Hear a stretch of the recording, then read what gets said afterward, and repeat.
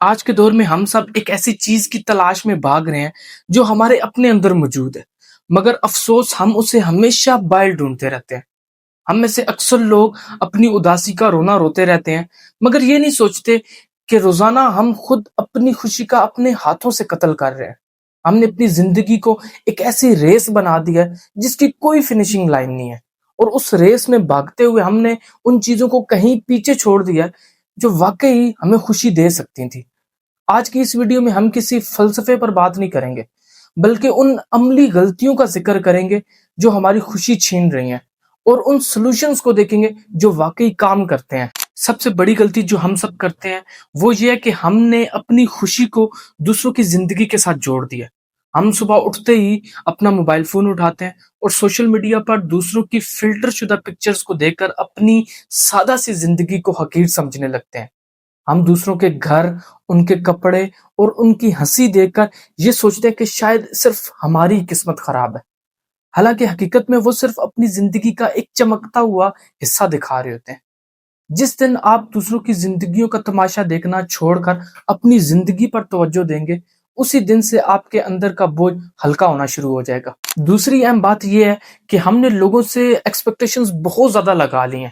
ہم یہ چاہتے ہیں کہ ہمارا دوست، ہمارا بھائی یا ہمارا لائف پارٹنر ہمیں ویسے سمجھے جیسا ہم چاہتے ہیں، اور جب وہ ہماری امیدوں پر پورا نہیں اترتے تو ہم ٹوٹ جاتے ہیں۔ خود کو یہ بات سمجھا لیں کہ اس دنیا میں کوئی بھی آپ کو خوش رکھنے کا پابند نہیں ہے۔ جب آپ لوگوں سے ایکسپیکٹیشنز رکھنا چھوڑ دیتے ہیں تو کسی کی طرف سے کی گئی چھوٹی سی نیکی بھی آپ کو بہت بڑی خوشی دے جاتی ہے۔ اپنی خوشی کی چابی کسی دوسرے کے ہاتھ میں نہ دے، کیونکہ جب وہ انسان بدلے گا تو آپ کی خوشی بھی ختم ہو جائے گی۔ ایک اور کام جو ہمارا سکون برباد کر رہا ہے وہ ہے ماضی کی غلطیوں اور ماضی کی تلخیوں کو سینے سے لگا کر رکھنا۔ ہم سالوں پرانی باتیں، غلطیاں اور لوگوں کے رویوں کو یاد کر کے اپنے آج کو زہر بنا لیتے ہیں۔